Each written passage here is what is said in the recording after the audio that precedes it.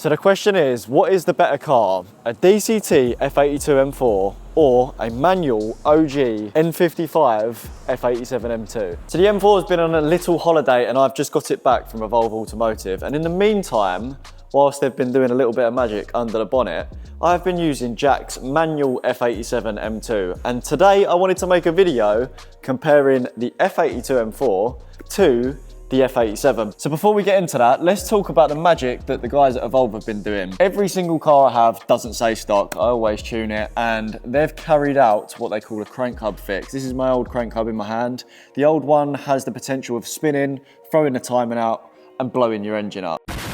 The new crank hub that they've fitted, which is now inside my engine, that is essentially like a 4-pin crank hub. It means that nothing can spin, it means no timing's gonna get thrown out, and it means the car is now good to go, big power. We are coming into winter. As you can see in the previous video, we've done a few changes to Jack's G87 M2 to make it ready for winter. This car is currently on pretty much a set of track wheels and track tyres, Yokohama semi-slicks. But later on in this video, I'm going to be swapping these wheels out for a completely different style of wheel with more of a normal road tyre for use over the winter, because this, with the rainy and cold weather that we've got coming up, is the recipe for me going into a bush. But an extra 100 brake horsepower going into the car isn't. So this bad boy is now running over 100 brake horsepower, more power, and it's running it safely thanks to that crank hub fix which the guys at Evolve have done. Also, whilst the car was there, I also went for some Evolve engine caps, which have kind of made the engine bay look a lot nicer, and a set of charge pipes, because that's another common failure with this. Can cause boost leaks. Jack's M2 actually had a charge pipe blow off on it, which we did end up replacing, so that was a nice thing. But now the engine bay looks pretty mad, to be honest. There's a lot of carbon on it. I think I might have to go for the Venturi engine cover at some point as well. Let me show you what this car sounds like quickly, because the S55 is renowned for sounding not great, but we have got the Miltech equal length exhaust system on with sports cats rather than cats downpipes, because I'm legal now. So the nice thing about the Miltech system is it runs a valve system, so we can shut the valves, which they're shut at the moment, and open the valves just on a click of a button. So I'm going to show you some revs with the valve shut first before the valves open.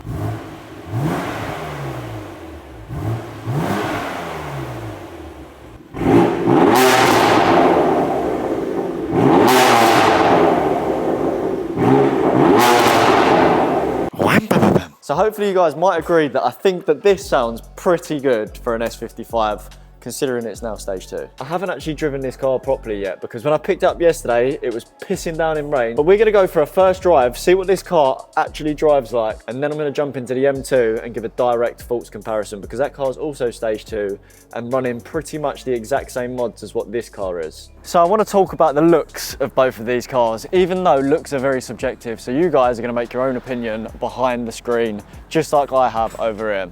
So we've got the F82 M4. I think the F82 M4 looks very classy, still looks very aggressive, but it also isn't very out there compared to a normal 4 Series. It's got ever so slightly wider arches, but not by a huge amount. Whereas on the left, we've got the F87 M2, and I think this stands out a night and day difference from a normal 2 Series, to be honest.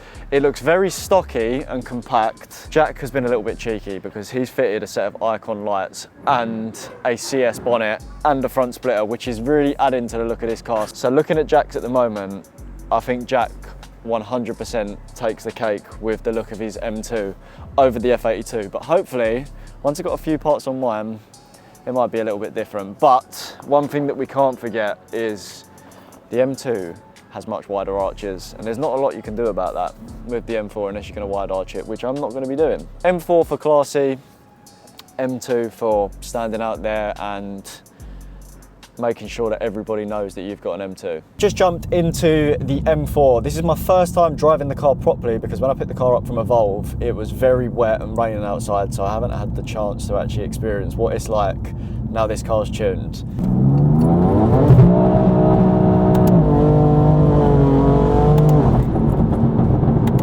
Well, it doesn't grip very well, that's for sure. The power level from the tune is absolutely insane. If you are going to be tuning these cars, you will struggle massively with grip, and it is bone dry at the moment. But the power difference is a night and day difference.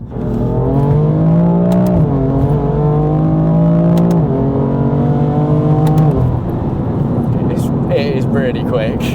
Like shockingly quick how fast this car is now. I didn't expect it to feel as fast as what that now does. But let's get the valve shut up now, because I want to do a little bit of talking about a few things.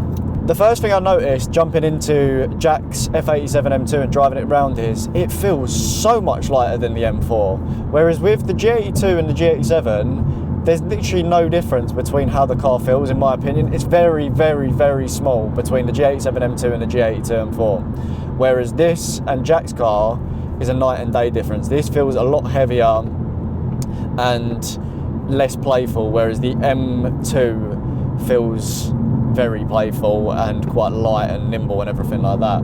I would probably say the M2 is a more enjoyable car to drive than what this is from a pure fun perspective, whereas this car, it can do a bit of everything. I would say it's probably a little bit more stable in the corners, maybe how the suspension's set up.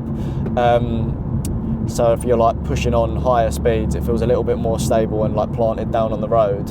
But round like a tight little back road, I think I would prefer to be sitting in the F87 M2. I'm confident in saying that the M4 with this tune on it is considerably faster straight line speed than what the M2 is. The M2's got a very nice smooth power delivery, but the moment you start to get in towards like the top end of the revs, you can feel it all falling off, whereas this, it just carries it all the way through and straight into the next gear. Talking about a few other options between the M2 and the M4, if this is something that you're possibly weighing up, you tend to get a lot nicer interiors on the M4s.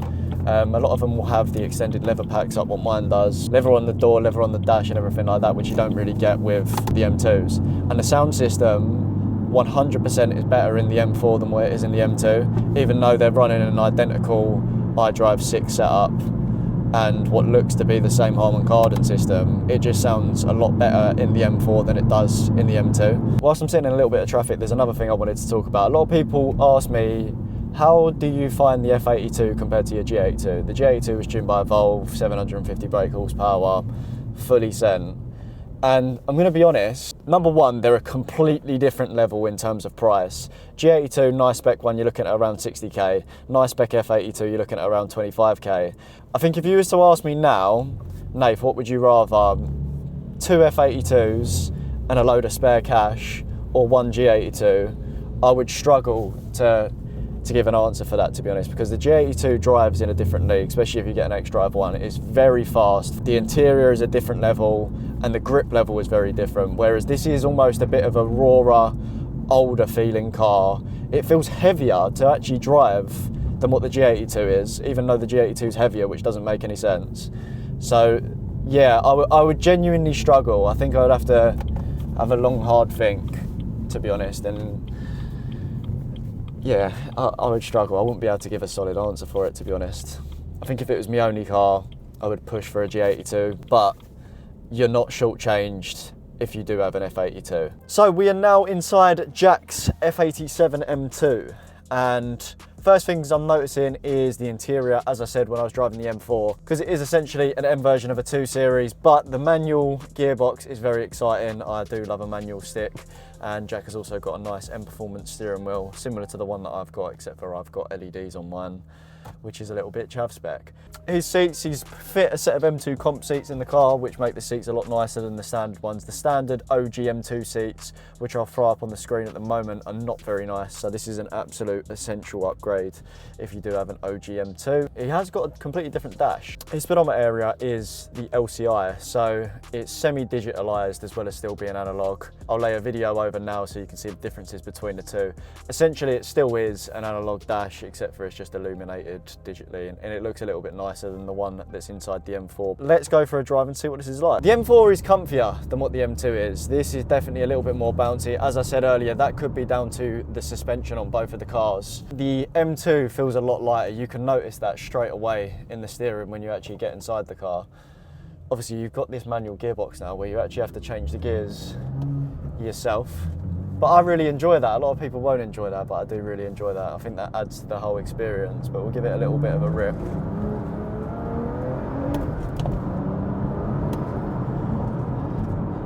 I do really love a manual gearbox. This is a different level of gripped up though compared to the compared to my M4 now. Like, that had hardly any slip at all, and we left it pretty flat. We'll give it another little pull.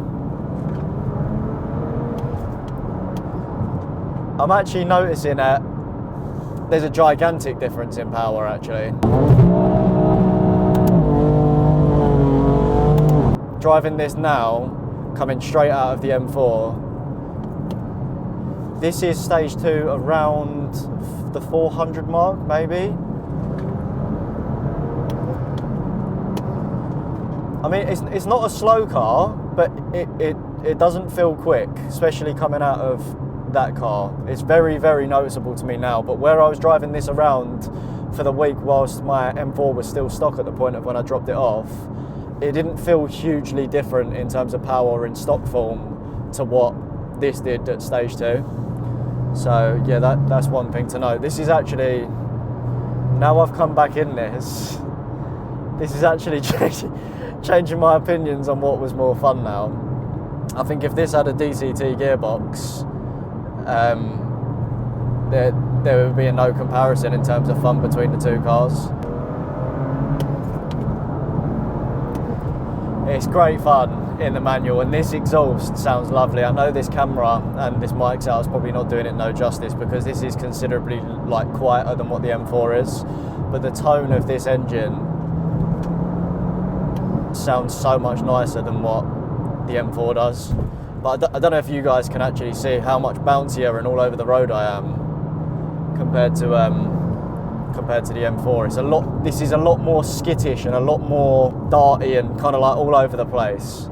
And I've kind of gone back on a lot of the things I've said earlier, because the M4 now, it's got that massive bump in power, feels a lot more playful than what this does. So that's kind of like the power talking, but this definitely feels a lot lighter, and I love the fact that it's got the manual gearbox. The way that I think, this is going to probably upset quite a few people, but I feel like the OG N55 M2 in a manual drives very similar to my E36, but massively modernised, like hugely modernised. The roads are very, very busy at the moment. I'm not going to be able to give you guys a huge rip in this car, but from driving it over the past week, I would say the M2, it isn't as playful now. I've got to take that back. I've completely gone back on my words now. I've drove this back to back, but I'm going to leave it in the video anyway. If you care about power, then you're definitely going to want to go for the F82, because coming back to this now, it feels like it's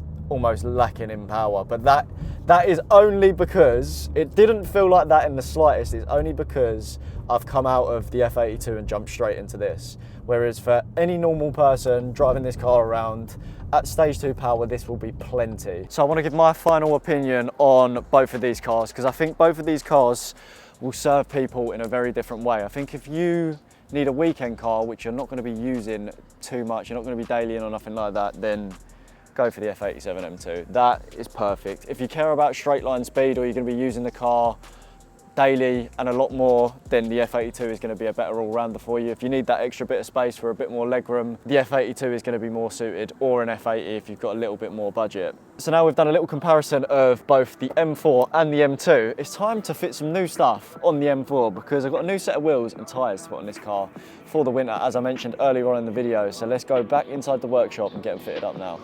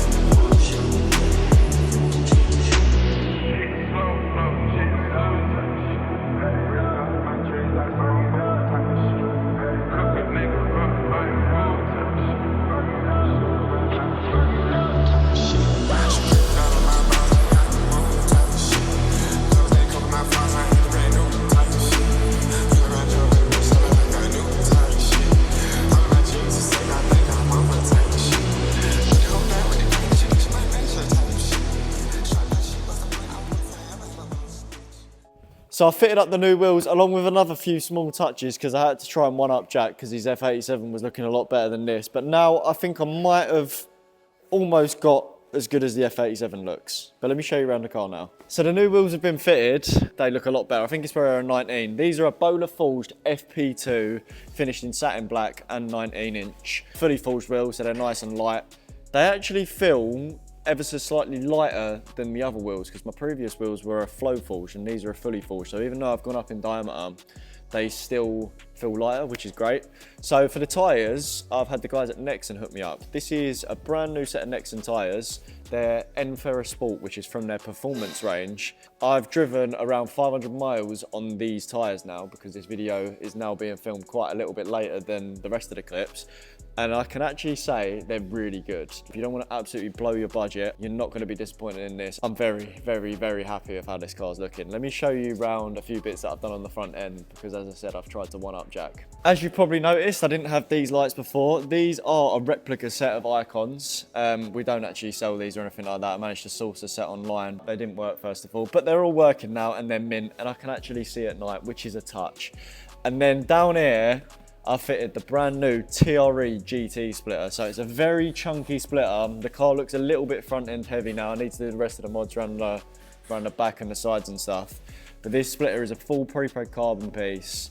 And yeah, as you can see, it is an absolute chunky, aggressive, very clean splitter. So yeah, I'm genuinely buzzing with how it's looking. I have got a GTS bonnet going on this car as well, along with a few other bits, so stay tuned for that as well. So that is going to be it for today's video. Make sure you subscribe. We drop a video every single Sunday, and subscribing really helps us grow. We've seen a great growth over the last 6 months on this YouTube channel, so it makes my job actually worth it. Loads more content coming with the F82. Let us know down in the comments what you would take, an F82 M4 or an F87 M2 OG. Catch you guys on the next video.